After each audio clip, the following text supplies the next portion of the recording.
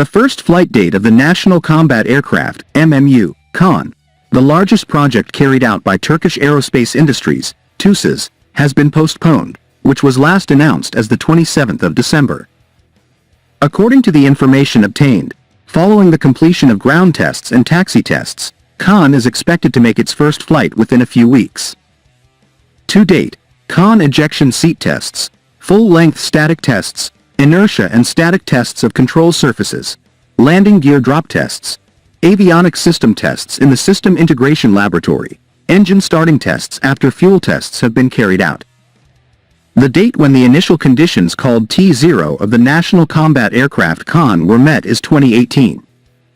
Within the scope of Phase 1, preliminary design activities of KAAN were carried out between 2018 to 2022. Within the scope of Phase 1, Phase 2, detailed design and qualification activities of KAAN will be carried out in the 2022 to 2029 period. In this direction, KAAN, it left the hangar in 2023.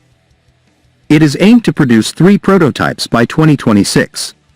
It is known that the assembly activities of the second and third prototypes are currently continuing at Thai facilities.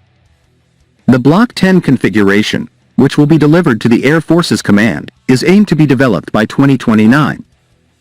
10 KAAN Block 1 warplanes to be produced within the scope of Phase 2 will be delivered to the Turkish Air Force between 2030 to 2033.